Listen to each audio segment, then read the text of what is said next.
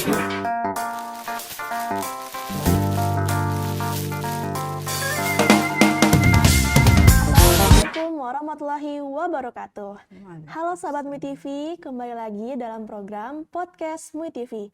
Kali ini kita akan membahas tema yaitu ketika perempuan tak lagi percaya pada pernikahan. Waduh, dari temanya aja kayaknya udah agak menyakitkan ya di hati bagi para wanita ya. Sahabat MUI TV, belakangan ini makin banyak perempuan yang secara terbuka mengatakan bahwa aduh, kayaknya aku nggak akan menikah deh. Atau aduh, pernikahan itu kayaknya menyeramkan ya. Atau ada juga yang bilang bahwa untuk apa pernikahan kalau ujung-ujungnya itu berpisah karena biasanya itu sakit hati atau apa gitu kan. Tapi sebelum kita bahas lebih lanjut, mari kita sapa dulu Ustazah kita. Assalamualaikum Ustazah. Waalaikumsalam warahmatullahi wabarakatuh. Kelihatannya bahagia banget nih Ustazah. Gimana kabarnya Ustazah? Alhamdulillah sehat Alhamdulillah walafiat. sehat ya. Amin. Kira-kira udah siap belum Ustazah kita bahas tema yang cukup menyakitkan ini? Insya Allah kita ngobrol ya. Kita ngobrol Sesama biasanya anak muda lah. Kalau udah tua kan udah kelewat. Iya. Ya kita harus Iya, selalu iya. bahagia ya walaupun Baik. pembahasannya cukup berat. Oke, pertama ya Ustazah. Dalam Islam apa sih sebenarnya tujuan dari pernikahan itu? Apakah menikah itu kewajiban atau masih dalam pilihan hidup Ustazah? Iya, baik ya. Alhamdulillah ketemu lagi nih ya setelah agak alhamdulillah. lama. Memang pernikahan adalah pertemuan ya dua orang antara laki dan perempuan untuk menuju sebuah kehidupan. Dan tujuannya sesuai dengan ayat Al-Quran. Tujuannya itu untuk mendapatkan kehidupan yang damai. Bahasanya di sana adalah litaskunu ilaiha. Taskunu artinya damai. Bahasa ringkasnya itu sakinah. Jadi sakinah itu damai. Ya, seperti itu. Nah, namun ada masalah. Ternyata kok sudah nikah tapi tidak damai gitu ya. Ya, akhirnya menimbulkan ada teman-teman yang aku jadi takut nih nikah, kok dia nikah jadi berantem melulu gitu ya. Kok nikah pas punya anak jadi salah-salahan gitu ya. Kok nikah pas punya mertua jadi apa ya, jadi berbagi kasih gitu ya. Dengan ipar kok jadi cemburu-cemburu, jadi ada banyak masalah. Nah, kalau kita lihat ke situ memang kembali ke awalnya ya, nikah itu memangnya mau apa? Sesuai dengan tujuan tuh litaskunu ilaiha, untuk bisa hidup damai bersamanya. Nah, untuk bisa hidup damai itu harus dimulai dari hati ya. Hatinya ini dulu dimulai pernikahan itu dengan hati yang lapang, hati yang pemaaf, hati yang menerima pasangan hidup apa adanya ya. Kalau tidak, itulah akhirnya setelah menikah terjadi huru-hara. Kok kamu sih begitu gitu ya, baru ketahuan. Kok kamu pelit misalnya, kok kamu galak misalnya ya, kok kamu cuek misalnya ya, tidak seperti waktu belum nikah gitu. Nah, akhirnya itu kalau sudah begitu akhirnya keluarga tidak damai. Ketika tidak damai itu tidak sesuai dengan tujuan jadinya ya, tidak mencapai tujuan. Ketika tidak mencapai tujuan harus dicari akar masalahnya ya, akar masalahnya. Kita kalau di Islam itu untuk mencari akar masalah itu jangan ikutin apa ya, pikiran sendiri saja.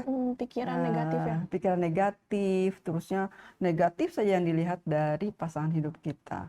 Tapi lihat positifnya. Kemudian kalau sudah parah sekali kita ambil orang bijak dari pihak laki-laki ya, kalau kita perempuan pihak laki-laki, atau si laki-laki ambil orang bijak dari pihak perempuan untuk cari nasihat buat kita. Itu boleh gitu siapa aja? Boleh, boleh tentunya orang yang ngerti agama ya, orang yang ngerti agama ya.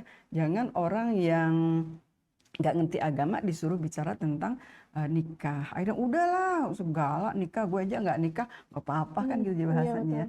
Tapi kalau orang yang ngerti agama itu berangkatnya dari agama ya. Karena apa sih sebenarnya Allah menyuruh ya, membiarkan atau menyuruh mempersilahkan menikah itu karena Allah menciptakan manusia ini punya fitrah menyayangi gitu ya, fitrah menyayangi. Nah, ketika kita punya fitrah menyayangi, disalurkannya itu dengan sesuatu sesuatu yang sah. Ya, mitsaqan ghalidha tuh sesuatu yang sah, yaitu ikatan yang suci yang Allah berikan, yaitu bentuknya nikah. Ya. Nah, bagaimana tuh setelah nikah udah disaksikan oleh Allah ya, terus kita semua bahagia, kok ada yang bikin kecewa ya, bikin kecewa akhirnya mundur. Gimana kalau mundur tuh ya? Jadi ditanyakannya, kalau gitu boleh dong aku nggak nikah gitu Iya, ya, atau pilihan pertanyaannya. hidupnya. Iya, aku boleh aja dong nggak nikah gitu ya. Nah, sesungguhnya memang itu pilihan. Mau nikah boleh, nggak nikah juga boleh ya. Tapi ada tapinya ya, seperti kembali tadi Allah sudah memberikan kita fitrah suka menyayangi, maka dipersilahkan menikah. Sehingga Nabi pernah bilang, kalau di antara kamu, anak kamu itu udah sampai kepada tingkat remaja, ba'ah istilahnya ya, udah sampai tingkat remaja, kemudian dia punya kemampuan, maka nikahkanlah. Sampai begitu Nabi ya, sampai seperti itu. Sehingga kalau begitu, nikah itu berarti dianjurkan. Iya, dianjurkan oleh Nabi. Tapi kalau enggak gimana? Gitu. Kalau nggak mau nikah gimana? Iya, kalau nggak mau nikah. Selagi dia bisa menjaga diri untuk tidak terjerumus kepada pergaulan yang diharamkan Allah, itu tidak menjadi masalah. Tapi kalau dia tidak mau menikah, tapi pengen tetap punya teman yang disayang, yang bisa tempat curhat gitu, teman laki-laki, akhirnya teman tapi mesra. Iya. HTS kalau zaman sekarang. Apa tuh HTS? Hubungan tanpa status. Oh iya, hubungan tanpa status ya. Kalau itu zaman dulu teman tapi mesra katanya. Hubungan tanpa status. Nah, kalau sudah teman tapi mesra, hubungan tanpa status dalam Islam itu haram. Yang halal adalah ayo nikah. Nah, kalau udah nikah, itu disaksikan ya. Itu sebagai mitsaqan ghalidha, disaksikan Allah. Terusnya di sana ada ijab kabul, ada saksi, ada maharnya ya, ada maharnya. Nah, itu sebuah kejadian yang apa istilahnya, pokoknya hebat sekali ya, kejadian yang sangat baik. Jadi kita itu bisa jadi nikah itu jadinya wajib kalau kita kira-kira nggak bisa menjaga fitrah kita. Iya, nggak bisa menjaga fitrah. Tapi kalau bisa menjaga fitrah, itu memang boleh. Diperbolehkan. Iya. Oh gitu, ya. Ustazah.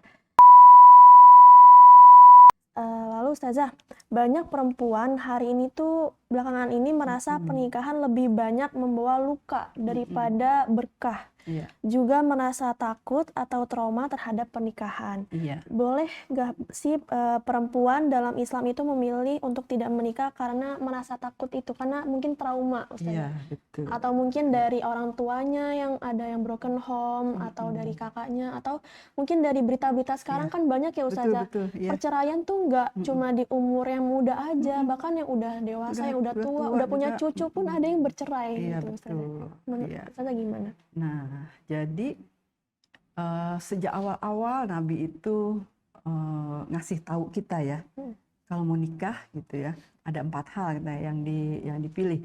Orang itu ada yang menikah karena hartanya, karena cantiknya, karena keturunannya, karena agamanya. Terus kata Nabi, pilihlah yang karena agamanya, nanti akan aman katanya hidupmu. Tapi kita kadang-kadang suka terlupa ketika menikah itu hanya sekedar dia ganteng ya gitu, cocok nih buat aku nih, cocok nih pokoknya ganteng, apalagi tambah mapan lagi gitu ya, ditambah lagi anak keturunan orang baik-baik gitu ya. Itu 3 itu memang tuh biasa jadi pilihan. Yang terakhir ada juga yang pilih karena agamanya. Lalu Nabi bilang, pilihlah karena agamanya, taribat yadaka, nanti akan aman nanti hidupmu. Bagaimana tidak aman? Kalau orang agamanya dilaksanakan, pasti dia akan berakhlak dengan akhlak yang baik. Ketika muncul sebuah masalah, dia akan menyiapkan diri untuk menyiapkan diri untuk berakhlak. Ada akhlak sabar, ada akhlak ramah, gitu ya, ada akhlak berempati dengan perasaan orang lain, ya kayaknya seperti itu, ya. Jadi yang pertanyaannya sehingga orang itu Memilih tidak menikah memilih tidak karena menikah merasa takut. karena merasa takut, nah ya itu ya karena memang kenyataan yang dilihat saat ini banyak seperti itu, ya. Kalau hanya merasa takut, sebetulnya itu adalah sebuah kondisi jiwa yang perlu pendekatan sebenarnya, ya, kondisi yang perlu pendekatan. Karena seandainya kita pilih logika gitu ya, seandainya semua gadis-gadis ini takut untuk nikah, besok habis tuh nggak ada lagi yang melahirkan. Lama-lama kita tua, lama-lama kita meninggal, nggak ada lagi keturunan. Iya, nggak ada lagi keturunan, ya. Nah, padahal Nabi Muhammad itu dia mengajarkan bahwa beliau itu nanti akan bangga di akhirat kalau kita datang berbondong-bondong sebagai umat yang banyak dan soleh, gitu. Dari mana bisa kita dapatkan umat yang banyak dan soleh? Ya itu tentunya dari adanya kelahiran generasi dan generasi gitu, ya. Tapi kalau semuanya nggak mau ya udah generasi habis, ya generasi habis. Tapi kalau kita mau menikah, kita punya kontribusi tuh, kontribusi untuk bertebaran di muka bumi ini, mensuburkan, memakmurkan agama Allah. Walaupun tidak semua orang yang menikah terus punya anak, ya itu takdir Allah, ya. Allah yang maha tahu mana yang terbaik buat hambanya nih. Oh, buat dia baiknya nggak punya anak, gitu. Oh, buat dia anaknya bagusnya banyak, itu Allah yang maha tahu. Ya, jadi memang seperti itu. Baik, Ustazah. Selanjutnya, bolehkah seorang muslimah menjadikan kesendirian sebagai jalan hidupnya selama ia tetap beriman dan bermanfaat bagi orang lain? Jadi dia merasa bahwa mungkin dia, oh iya dia udah sedekah atau dia udah beriman kepada Allah, tapi tetap menjadikan kesendirian itu sebagai jalan hidupnya, itu bagaimana? Iya. Sesungguhnya tadi kalau kita bisa menjaga diri ya dari perbuatan dosa itu boleh. Hanya kita ingat lagi sabda Nabi. Kata Nabi tentang pernikahan gitu ya. An-nikahu sunnati, kata Nabi. Nikah itu sunnahku katanya. Faman raghiba an sunnati falaisa minni. Siapa yang nggak suka dengan sunnahku, nggak masuk golonganku, gitu kata Nabi. Jadi tidak menikah itu bukan karena nggak suka. Aku nggak suka, pokoknya aku nggak suka nikah, jangan begitu. Gitu ya. Jangan bilang nggak suka nikah, ya. Tapi karena ada alasan lain, ya, alasan yang benar gitu. Contoh ya. alasan yang diperbolehkan gitu. Iya. Mungkin saja dia itu tidak menikah karena belum ketemu jodoh. Belum ketemu jodoh yang pas kali. Iya, belum ketemu jodoh ya. Bisa jadi kan ya. Kita kan nggak bisa maksa-maksa orang untuk nikahin ya. Ayo dong nikahin gue dong, kan nggak bisa ya. Tapi sudah ketemu, pas udah mau nikah tahu-tahu putus. Kan bisa jadi ya. Itu kan bukan dosa. Bukan dosa. Akhirnya dia, oh ya udah kalau gitu saya jalankan aja hidup ini, yang penting saya ini bermanfaat. Tapi tidak menutup hati. Kalau menutup hati itu kata Nabi, dia itu namanya nggak suka katanya. Raghiba an sunnati, yaitu benci sama sunnah, gitu. Tapi kalau saya tuh mau nikah, tapi memangnya nggak ketemu jodoh, ya itu tidak dosa, ya tidak dosa. Jadi buka hati. Kalau sudah merasa sudah, saya udah seumur saya misalnya udah 65, ya udahlah. Misalnya, kan ada ya yang sampai 60 juga, tapi ada. Tapi itu tidak dosa, itu bukan dosa, itu hanya karena nggak ketemu gitu ya, nggak ketemu. Oh, tapi kalau benci, nah itu yang Nabi nggak boleh. Yang Nabi nggak boleh. Yang itu namanya raghiba an sunnati. Lalu Ustazah, kalau misalkan nih ada seorang perempuan, misalnya seumuranku gitu ya, umur 20-an, itu mereka udah punya rasa trauma terhadap pernikahan. Nah, kira-kira bagaimana caranya untuk menumbuhkan keyakinan sama keberanian juga untuk melakukan pernikahan itu? gitu ya. Trauma ya. Trauma itu memang masalah kejiwaan ya, Iya, masalah kejiwaan. Kalau kita mau sembuh dari masalah kejiwaan itu, memang sumbernya itu dari hati, ngobatnya dari hati sendiri. Bagaimana dari hati sendiri? Kita harus bergaul dengan orang-orang yang baik, ya, dengan orang yang baik, dengan lingkungan yang baik, dengan orang yang keluarganya itu sakinah. Jangan berada di lingkungan yang keluarganya itu menyedihkan terus-menerus. Toxic. Iya, jadi besok lagi ngelihat orang itu berantem, Iya. besok lagi melihat orang itu berantem, besok pokoknya gue cerai gitu ya. Tapi Iya. sementara yang lain kita bergaul lah sama yang bagus. Iya. Kok istrinya lembut sekali ya, kok istrinya sabar sekali ya, kok suaminya juga sabar ya gitu ya. Kan nggak semua perempuan juga lembut gitu ya. Ada perempuan yang cerewet tapi suaminya sabar. Ada juga suami yang cerewet perempuannya sabar. Tapi kok bisa hidup damai ya. Nah, kita lihat yang baik-baik itu. Jangan mendekat kepada yang buruk-buruk saja. Gitu. Jadi arahkan pandangan kita kepada yang baik-baik, kepada keluarga yang menjalankan ajaran Allah, yang menjalankan contoh dari Nabi Muhammad.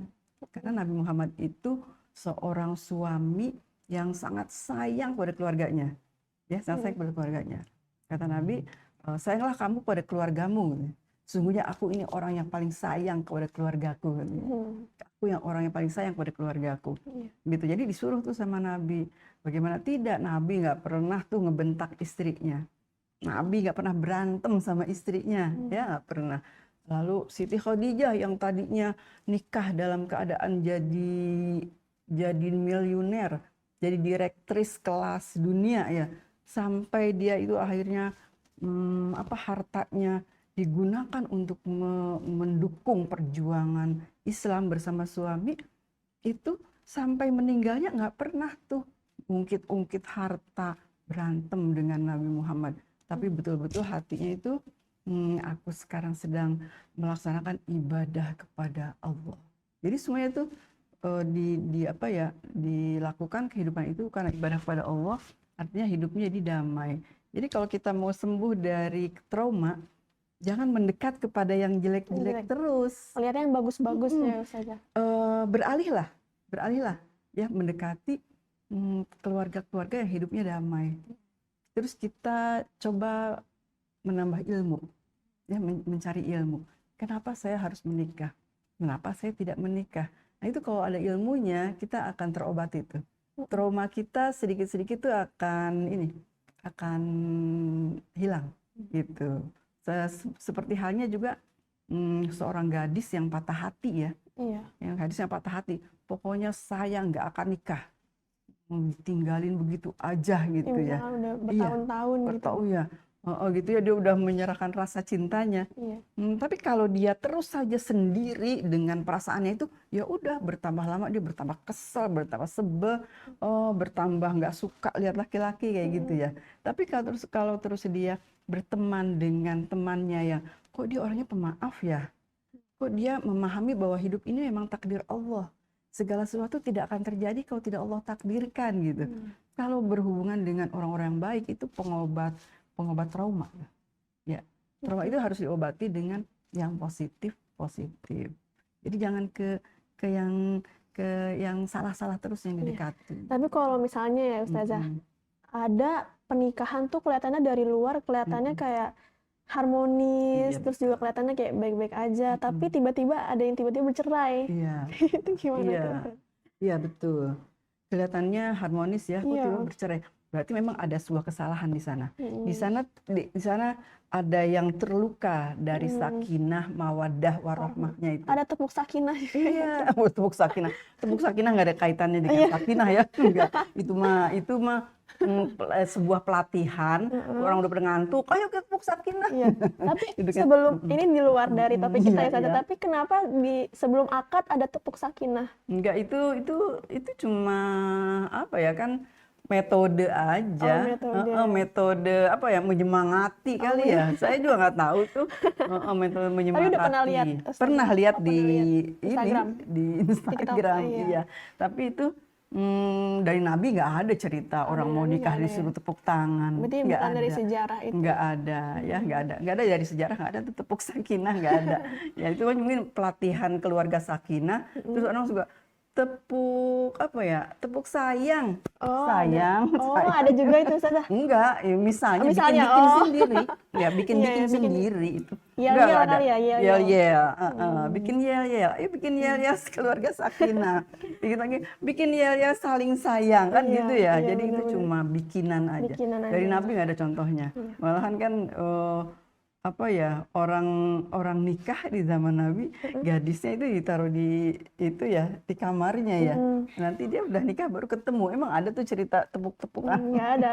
Nggak ada. Nggak ada Balik lagi ya. nih Ustazah tadi. Jadi gimana kalau misalkan kelihatannya dari luar tuh kayaknya sakinah aja gitu. Iya. Terus tiba-tiba bercerai, itu kita nanggepinnya gimana? Ya, sesungguhnya itu ada sesuatu yang terluka. Nah, ketika itu terjadi, ini harus dicari nih akar masalahnya. Kenapa sampai bercerai? Bercerai itu terjadi pasti setelah ada masalah besar yang tidak bisa ditangani. Iya, yang tidak bisa ditoleransi. Ya, tidak bisa toleransi. Misalnya salah satu, dia tuh sayang betul ya. Tahu-tahu suaminya berzina gitu. Iya. Iya. Bukan yang nikah lagi, berzina gitu ya, berzina. Kan kalau seperti itu si istrinya, aku nggak bisa toleransi, aku nggak bisa nikah dengan seorang laki-laki yang pezina, gitu ya. Berarti kan ada sesuatu, jadi ada sesuatu yang terluka. Jadi di sini sakinahnya mulai terluka, mawaddahnya, rasa cintanya bohong-bohongan, gitu kan ya? Iya. Kan berarti kalau ngomong aku sayang padamu, padahal dia dalam hatinya aku sayang juga kok sama yang itu tuh yang lain gitu itu ya. selingkuh ya Iya. namanya. Terus rahmahnya nggak ada, rahmah dari Allah itu nggak ada, saling menyayanginya. Jadi harus dicari akar masalahnya. Jadi tidak mungkin perceraian terjadi kalau tidak ada masalah besar gitu. Dan sebelum bercerai memang harus diungkap dulu, diungkap masalahnya apa, masih bisa dimaafin nggak, gitu. Kalau masih bisa dimaafin, maafin ya, dimaaf. Udah akhirnya nggak jadi cerai. Tapi kalau sudah bercerai, ternyata setelah bercerai kok aku rindu ya sama dia, gitu ya. Timbul rasa rindu setelah yang teringat adalah kebaikannya. Biasanya kalau malam seperti ini dia suka ngajak aku ngobrol ini gitu ya. Akhirnya pengen balik lagi gitu ya. Akhirnya itu mulai itu ada maaf ya. Sama Allah disilahkan, ayo baik lagi. Makanya ingat yang baik-baiknya aja. Udah, ini namanya rujuk ya. Rujuk. Nah, jadi hati-hati ketika ada masalah harus diungkap. Harus diungkap masalahnya, tapi ungkapnya jangan marah-marah. Jangan apa ya, berantem jadinya.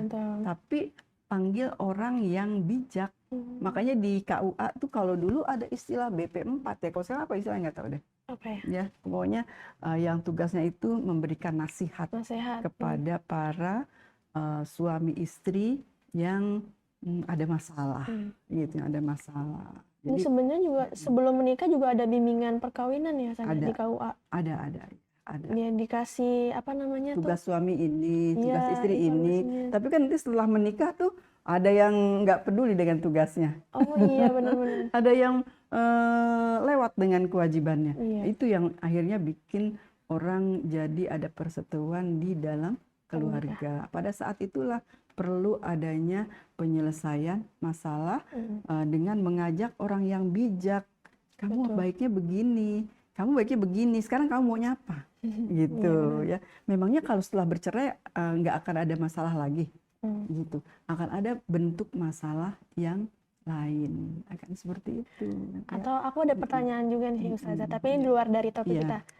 Kalau misalnya kan kebanyakan orang itu menganggap bahwa ya udah perempuan itu tugasnya masak, nyuci, terus ngurus anak, pokoknya semuanya gitu rumah tangga. Nah suami tuh emang cuma tugasnya nyari nafkah doang.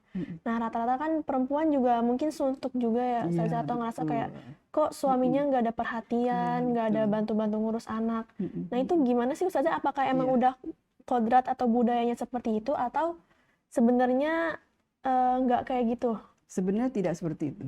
Oh, Tidak sebenarnya. seperti itu. Nabi menikahi istrinya tuh, nggak ada tuh istrinya yang dijadiin tukang masak. Oh, nggak ada. Nggak ada yang istrinya dijadiin tukang ngepel. Ya, istrinya jadiin bersih-bersih rumah, nggak ada. Nggak ada Ya, ya, Ustazah. untuk bersih-bersih rumah, ngepel dan sebagainya itu Nabi mah dibantuin orang semua. Oh, Jadi istrinya itu seperti ratu. iya. Gitu, istrinya seperti ratu, namanya seperti itu. Nah sekarang bagaimana kita di sini gitu di Indonesia, Iya. seolah kalau udah nikah tuh baju gua cuciin gitu Nah, ya. iya tuh. Oh, terus ini loh, kok dari tadinya jadi ratu di rumahnya berubah jadi pembantu. Pembantu, Iya, iya. nah itu sebenarnya bukan perkawinan yang dicontohkan oleh Nabi. Jadi kalau mau rumahnya bersih, ayo bareng-bareng suami Bareng-bareng. istri, iya ya. Nah, tapi kalau istri nggak mau ngajak bareng, itu sedekahnya istri. Ada istri yang rajin banget, Iya, ada ya, Ustazah. ada istri yang rajin. Pokoknya kalau dia nggak mau ngasih sarapan pagi dengan masak sendiri, ya pokoknya ada yang harus dimakan. Kalau perlu pembantu ya pakai pembantu. Kalau nggak kuat yang membayar pembantu, nah berarti harus membantu diri sendiri ya. Self help. Self. Iya, membantu diri sendiri jangan sambil kesel. Benar. Kalau sambil kesel itu tidak jadi ibadah. Berarti itu penting nggak sih Ustazah untuk kita bicarain sebelum nikah? Kayak aku nggak ngelakuin ini, atau aku maunya bareng-bareng gitu ya? Boleh juga ya. Boleh juga ya, Ustazah? Boleh, iya. Kalau saya waktu pernah ikut seminar tentang keluarga sakinah, benar-benar Pak Profesor apa saya lupa. Ibu-ibu menikah ini untuk halal di dalam kamar katanya. Gitu doang dia gitu bilangnya. Selebihnya diobrolin lagi. Selebihnya itu kerjaan bareng-bareng katanya gitu. Kalau mau ada kerja berat ya suruh orang lain yang layak untuk pekerjaan berat itu gitu. Iya. Tapi ada istri yang seneng kerja berat, itu Iya. sedekahnya istri. Sedekahnya. Sedekahnya Berpahala istri. ya? Berpahala itu. Asal jangan diungkit-ungkit. Betul. Dari pagi sampai sore, aku udah kayak kitiran katanya. Iya. Gitu. Oh itu pahalanya nanti bisa hilang. Gitu. Itu sih kemauan sendiri ya. Kemauan Iya, sendiri. iya. Tapi ketika istri nggak melakukan itu memang nggak menjadi dosa gitu ya. Iya. Ya sewajarnya aja lah, di rumah kita kan senang bersih ya. Iya, Kalau benar. senang bersih ya itu kewajiban kita Iya. Kan bersih-bersih satu sisi juga gitu. kita risih kalau rumah kita kotor. Masa iya kita nggak Bener. bersihin? Jadi itu sih kewajiban pribadi aja. Iya, Jadi jangan sampai seorang suami nyuruh istrinya seperti nyuruh Pembantu. nyuruh apa ya pokoknya orang yang dibayar gitu ya. Iya. Itu bukan hak seorang suami melakukan itu.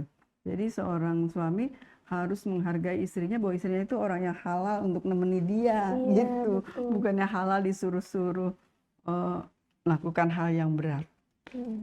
Iya. Maka kalau bisa setelah menikah itu harus dibiayain salon gak sih Ustazah?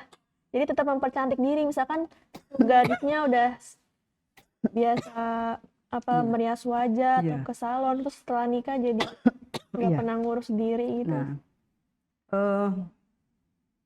salon ya dalam arti kita mempercantik diri untuk cakep, terusnya pakai biaya. Iya. Itu harus disesuaikan dengan kemampuan. Kalau emang mampu ya boleh sewajarnya. Tapi kalau tidak mampu ya sudah, cukup dengan sekedarnya gitu ya, sekedar pakai bedak ya sekedarnya. Lalu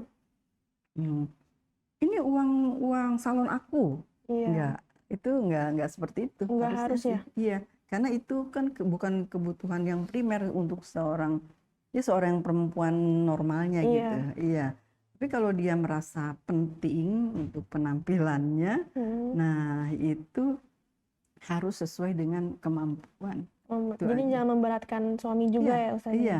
Kalau memang yang nggak mampu, lebih baik beli bedak 100.000, apa lebih baik beli beras nih 10 liter. Beras kayaknya buat makan nih. Iya, kan sekarang bedak itu kan ya 100.000 bedaknya aja, belum foundationnya 100.000 lagi, belum lipstiknya 100.000 lagi, itu yang kelas bawah lah ya. Kalau yang kelas atas kan, saya suka cuma lihat aja, oh itu bukannya kelas saya. Beli bedak 500.000 bukan kelas saya gitu, bukan kelas saya. Jadi kalau kita bukan kelas kita, Jangan lakukan itu. Ketika bukan Iya. kelas kita lakukan itu, akhirnya jadi sakit hati. Oh, saya nggak dibeliin ini, saya nggak dibeliin itu. Ya memang bukan kelasnya. Iya. Ya, tapi kalau yang memang kelasnya itu dia punya anggaran sendiri ya, Iya benar. punya anggaran sendiri. Itu silahkan saja. Ada orang yang kuat beli fasilitas sarana mobil mewah ya. Ya itu memang sesuai kemampuannya, silahkan aja. Ketika punya mobil mewah, dia harus siap bayar pajak, dia harus siap beli bensin, dia harus siap beli beli aksesoris, dia harus siap ganti ban mobil. Gitu Iya ya. benar. Tapi ketika kita yang nggak punya mobil, ya udah jangan mikir yang itu. Kalau mikir itu jadi sakit hati. Sakit Nah, sesuai kemampuan aja. Sesuai kemampuan, akhirnya hidup itu akan ada tuh kedamaian. Ya. Nah, Allah tuh nggak pernah ngasih orang beban yang terlalu berat sebenarnya. Iya. Ya, berat. Jadi kalau kita terus ada sabar, ya terusnya di dalam sayang itu ada sabar, ya. Terusnya ada percaya. Kalau bawaannya curiga, ya udah itu juga salah satu sumber yang nantinya membuat letupan ya di keluarga. Pertengkaran di dalam rumah pertengkaran. Ya. Terakhir Ustazah, apa doa atau amalan yang bisa dilakukan agar hati menjadi tenang dan tidak takut menghadapi pernikahan, Ustazah? Iya. Sebetulnya doa itu adalah sesuatu yang terbersit di dalam hati ya. Terusnya yang harus kita ngerti, apa yang kita mau itu kita ngerti gitu ya. Kita ngerti. Kalau kita berdoa tanpa kita ngerti, seolah-olah ya nggak ada artinya. Tapi kalau kita ngerti, itu kita masuk tuh ke dalamnya. Salah satu misal doa, Rabbi habli minas sholihin. Ya Allah, jadikanlah aku ini termasuk orang-orang yang baik gitu. Udah dari hati tadi mintanya. Udah. Terus ketika kita berminta dari hati, yakin tuh bahwa Allah di Al-Quran bilang orang yang baik jodohnya adalah yang baik juga. Gitu. Orang yang patuh jodohnya itu orang yang patuh juga. Orang yang istiqomah jodohnya orang yang istiqomah juga. Oh yakin di hati tuh, insya Allah tuh akan Allah kasih tuh ya. Allah jadikan aku orang yang baik gitu ya. Itu Rabbi habli minas sholihin itu doa yang sangat umum. Ya apa aja bisa. Baru nanti kalau sudah menikah, punya anak, itu kita berdoanya Rabbana hablana min azwajina wa dzurriyyatina qurrata a'yun waj'alna lil muttaqina imama. Itu kan doa buat seorang itu, buat seorang. Ya Allah, ya, jadikanlah pasangan hidup kami gitu ya. Azwajina wa dzurriyyatina, dan keturunan kami qurrata a'yun, penyejuk ya Allah. Penyejuk yang dilihat di mata, sejuk pasti kan sejuk di hati ya juga. Penyejuk di hati ya. Terus jadikan nih mereka itu imam buat orang-orang yang bertakwa. Kalau yang diimami oleh orang yang bertakwa berarti dia itu takwa nggak? Takwa, berarti itu orang yang baik ya. Kita berdoa itu mudah-mudahan itu Allah kasih. Kalau kita yakin dari hati, Allah itu akan memberikan kepada kita. Ya, suami yang lagi nggak baik juga kita doakan karena manusia itu ada salahnya ya. Bisa jadi berubah juga. Bisa berubah menjadi baik. Suami juga kalau ngelihat istrinya salah, jangan bawaan yang salahnya aja yang disebutin ya. Iya, karena istri bisa ada salahnya, suami juga bisa ada salahnya. Allah itu maha penerima taubat kalau kita mau bertobat gitu. Kalau orang udah tobat jangan disebut-sebut lagi. Dasar emang begitu, dasar begini. Kalau bilang dasar begitu, dasar begini, orang tuh akan sakit. Gue udah baik aja masih disebut-sebut aja gitu. Jadi kesel orang seperti itu. Nah akhirnya ya seperti itu. Ya doanya itu udah dari hati. Kita mau apa? Ya keluarkan dari hati. Tidak mesti menggunakan bahasa Arab. Ya, tapi tadi salah satu contoh itu ya Rabbi habli minas sholihin. Nah, terus salah satu contoh itu juga satunya lagi tadi Rabbana hablana. Tapi yang lainnya kita nggak harus pakai bahasa Arab. Ya Allah, jadikanlah keluarga ini keluarga yang diridhoi olehmu ya Allah gitu ya. Kalau udah diridhoi oleh Allah, udah pasti itu. Yang ini bagus, ini Allah ridho ya. Allah akan ridho. Tapi kalau ada yang nggak baik, ya nggak bisa. ya. Anaknya nggak sholat, dibiarin aja. Oh itu udah Allah nggak ridho tuh. Suaminya kesiangan, biarin aja. Allah udah nggak ridho tuh.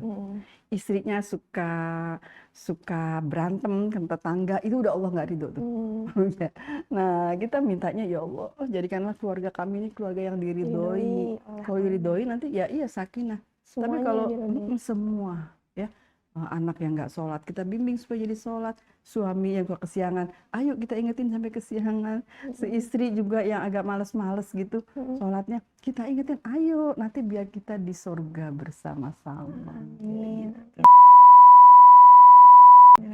Ya, insya Allah gitu. Ya, alhamdulillahirrahmanirrahim ya sahabat WTV. Itu dia pembahasan kita pada pertemuan hari ini, yaitu membahas tentang perempuan tak lagi percaya pada pernikahan. Pernikahan memang bukan segalanya, tapi jika Allah takdirkan, semoga ia menjadi ladang ibadah, bukan ladang luka. Sahabat WTV, Islam memang memuliakan pernikahan, tapi Islam juga tidak pernah memaksakan pernikahan. Mungkin ada kesimpulan dari Ustazah sebelum kita tutup? Iya, intinya menikah itu bisa benar-benar bernilai ibadah kepada Allah. Kalau kita berniat karena Allah, ya intinya itu aja.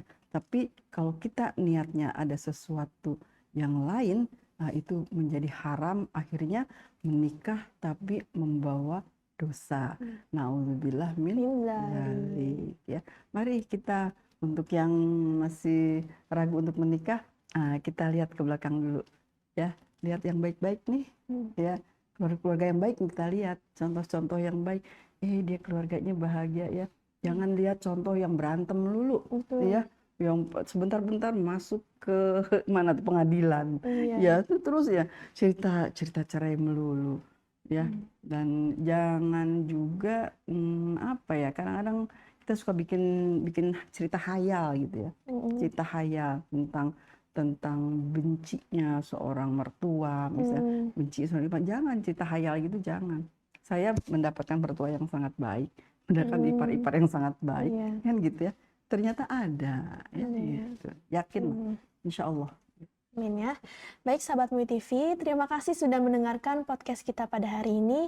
Mungkin sahabat MUI TV kalau ada ide atau tema yang mungkin bagus untuk kita bahas, boleh komen di channel YouTube MUI TV Kota Bekasi. Sampai jumpa di episode selanjutnya. Wassalamualaikum warahmatullahi wabarakatuh. Waalaikumsalam warahmatullahi wabarakatuh.